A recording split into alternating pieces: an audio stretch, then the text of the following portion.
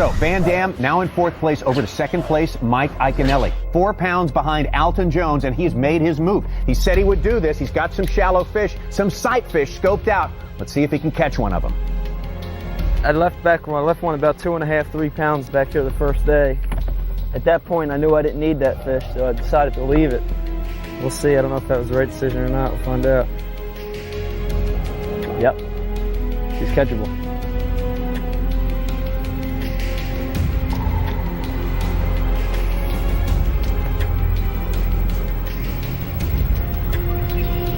Oh, God. She's so ready.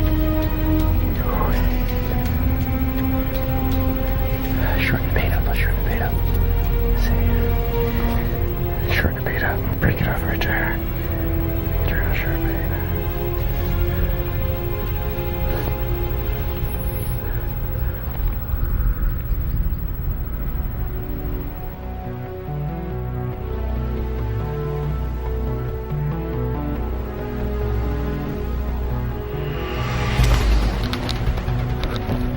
Big one. Big one.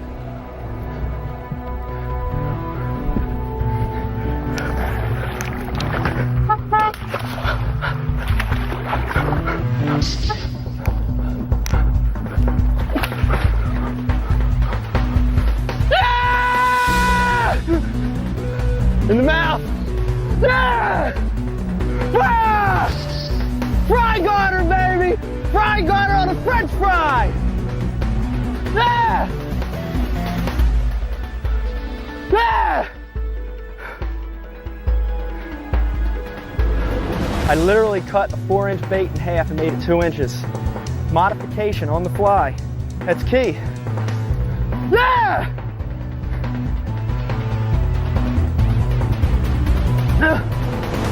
Let's go. Let's go. Yeah! That was bad. That was bad. I'm bad.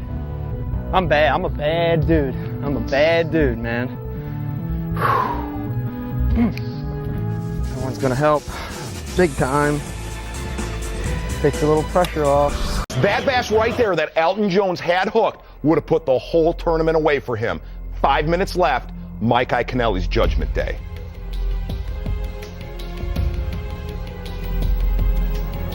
Don't move. Don't move, Stevie. I found him. Don't move.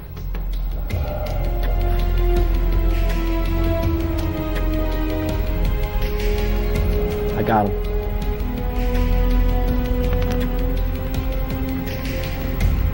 I got him. I got him. This is the one.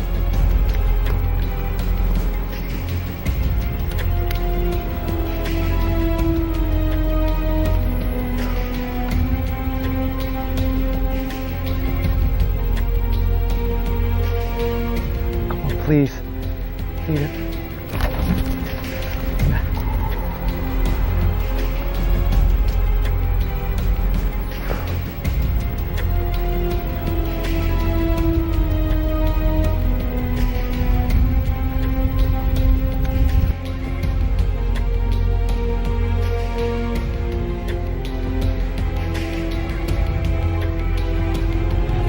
Got him!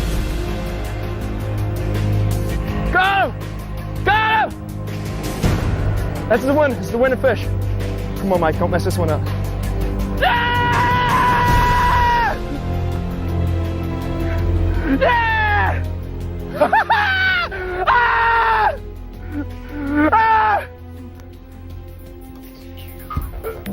Oh my God! Did that just happen, dude? Dude, did that just happen? I'm losing my mind. Where'd I put the? Where'd I put the? Oh God!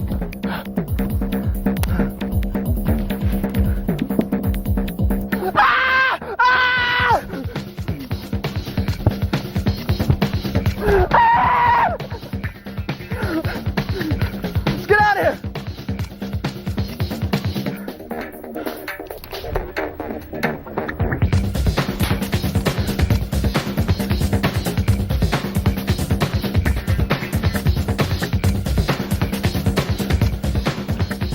I know this is cliche.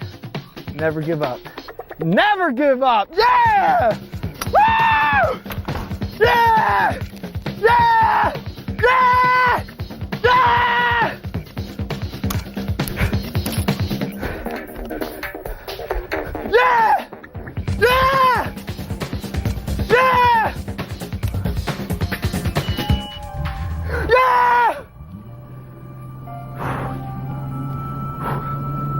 This tournament means a lot to me. You know, the last couple months for me have been real trying. I mean, there's been a lot of controversy. Some stuff happened. And, you know, I love this sport. I'm passionate about it. And I just wanted to get back to fishing. And this one means a lot.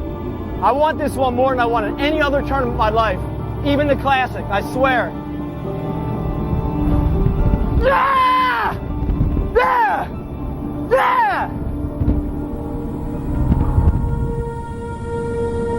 Iaconelli ties it up with the final cast. But remember, all our weights are unofficial, so this is why we'll have a weigh-in. And when we have the weigh-in, coming up, we'll find out if it's Iaconelli who exercises his demons. Trouble in years past at Guntersville, the rough start to the season at the Classic. Or will it be Alton Jones, DQ'd from the last event, trying to turn things around? We'll decide it all when we come back to Guntersville. I know this is cliche. Never give up.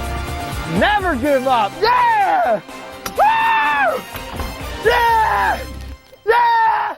Michael Iaconelli, the 2003 Cinco Bassmaster Classic champion. Iaconelli, with 56.10, needs 15 pounds and 2 ounces. He has a limit, but I see a 4-ounce fish share penalty that just might make this interesting. 15-2. 15-2 to take the lead away from Alton Jones. 15 pounds! 15 pounds, 3 ounces. He takes it from Alton Jones by 2 ounces. He didn't think he had enough, but Mike Iaconelli is the champion of the Southern Challenge.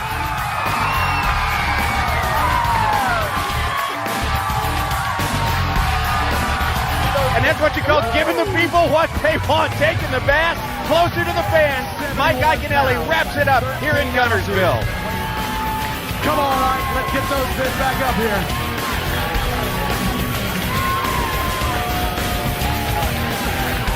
Congratulations, brother. Woo! Yeah! I'll tell you, I had an amazing week. I love Lake Guntersville. It's been a real trying year for me so far, starting at the Classic. You know, and I want to thank my family, I want to thank my sponsors, but most of all, I want to thank the fans for sticking by me. I love the sport! Mike Iaconelli been kind of quiet until today. Yes, today was Mike Iaconelli's redemption, definitely. Mike Iaconelli, with that win, pulls within $40,000 of being in the $1 Million Club with the Bassmasters. Did you know that? Yeah, and guess what else? It also moved him third place in the Citgo Angler of the Year race. Leading it right now, Dean Rojas, second place, Greg Hackney. Hey everybody, Mike Iaconelli back out here in the shop, and I've got another one in the series of tournament winning baits.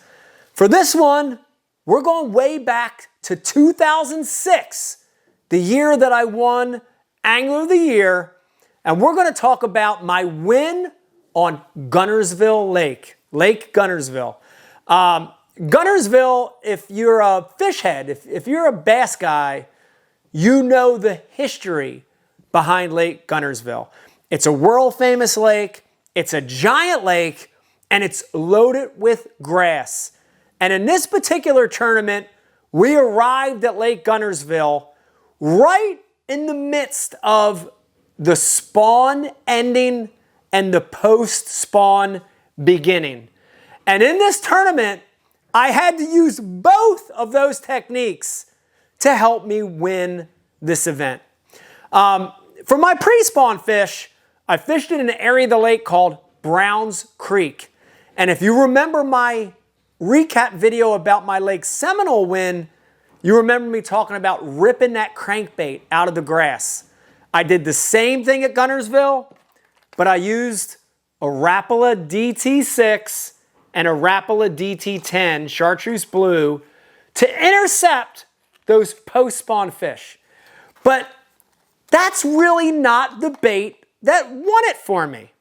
There's another bait that I was using to target the remnants of fish spawning, but more importantly, fry garters that were up in the shallows.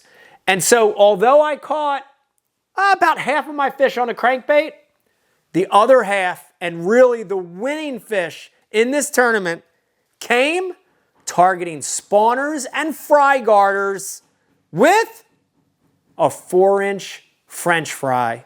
If you're a fan of the channel, you've heard me talk about this rig before. And it's a tail-weighted French fry. It's a French fry that has a weight in the tail, and when you fish it, it does something that spawning fish, shallow fish, and especially fry garters, guys, they can't resist it, right? Think about that too. When we got to Guntersville, those spawners and those fry garters, they've seen everything. White tubes, white lizards, you know, creature baits, crawls, beavers. They've had everything flipped at them. But when this French fry comes gliding back at them in their face, whether they're on a bed or whether they're guarding fry, when that bait comes back at them, they just can't take it, guys, okay? So let's real quick, I want to show you the rigging. I want to show you how I was fishing it, and then I want to end it with a key modification I made to catch what I consider was the winning fish on the last day of the tournament. All right, here we go. Let's start with the hook. Guys, when you're fishing that French fry style lure, like I did at Guntersville, you want a regular to light wire hook. And you need a smaller hook. One of the most important things is to not overpower that little French fry with the hook. So we're going to use a 2-aught or a 1-aught regular gauge or light wire offset round bend. Not an EWG, just a regular offset round bend, okay? So we're not going to overpower that bait, okay? The next thing is your French fry. A lot of 4-inch French fries out there. A lot of different manufacturers. Berkeley makes a great one. This is the lugworm. It's really good bait no matter what French fry you use. Here's the deal. When I'm rigging this, I always want that flat side of that French fry to be facing down, okay? So I just do the normal Texas rig, pop it in about 1/8 of an inch, pop it around, go around that bend of that regular gauge or light wire round bend, and I just do the normal Texas rig. Make sure it's nice and straight. That flat side is down, so that's going to help this bait glide, all right? The next thing is the weight, and you're just going to use a really small little tail weight or nail weight. VMC has some great ones, anywhere from a 32nd ounce up to an 1/8, but a 32nd or a 16th is the size I used at Lake Guntersville. And all we're going to do is get that nail and we're going to put it in the tail section of that French fry. Just push it all the way in. So now we've created a bait that when this lure falls on semi-slack line, okay, doesn't do it on tight line, semi-slack line, because the weight is in the back, it glides backwards. And I was targeting the mid-lake area, so, you know, areas from the state park up to Saudi Creek, the mid-lake area, and I was fishing in the backs of pockets and on the sides of creeks. And they were kind of the last remnants of the spawners. When I saw a spawner on a bed or guarding fry, I would long cast that thing at them and literally try to make this thing lift and fall back in their face as many times as I could. So, you know, rod and reel, kept it real simple. 7-foot medium action spinning rod, a 30 size spinning reel. This is the Ikes series by Abu Garcia. And I use braid to a short fluorocarbon leader. Real simple system, guys, with the tackle. But again, the way I fished it, making long casts past those fish, whether they were on a bed or guarding fry. And once I got it to where that fish was at, basically just going from 2, 3 o'clock to 12. But when I bow back to the bait, throw slack into the line. Because I always wanted that French fry falling back at them, coming back in their face. It almost glides backwards. It's a good way to talk about that movement. Critical bait. On the last day, I went out there in Browns Creek and I only could catch 2 on the crankbait. I went back up shallow and found enough fish to win, but guys, a lot of them got really tricky. Think about it. 4 days of tournament fishing from 100 plus of the best pros in the world at the Bassmaster Elite event, and these fish were getting pressure. And on the last day, I took this same green pumpkin 4-inch French fry. Everything was exactly the same, but here's what I had to start doing. Guys, I had to start cutting that French fry in half, making it 2 inches, making it 2.5 inches.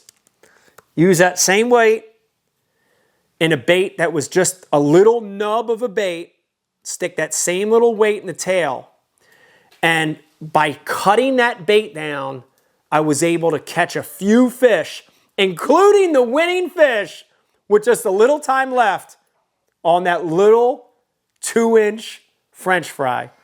It's hard to believe on a lake like Guntersville, you'd win the tournament with a 2-inch French fry, but that's how that tournament was won. I hope you enjoyed this one, looking back at tournament winning baits for me over the years, and this one I'm talking about Lake Guntersville in 2006. If you like this series, if you like the In the Shops, do me a favor, stop right now, hit the subscribe button, subscribe to the channel.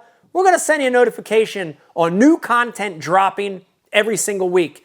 If you're already a subscriber, tell your fishing friends about the channel. We're here to hopefully help you learn a little bit and become a better angler. Man, it was great reminiscing about my win at Guntersville on that little 2-inch French fry. Hey everybody, Mike Iaconelli. I hope you enjoyed this week's In the Shop. I hope you learned a little bit. And if you like these videos, remember, there's a whole boatload. Check out these two, and you're going to learn more about bass fishing.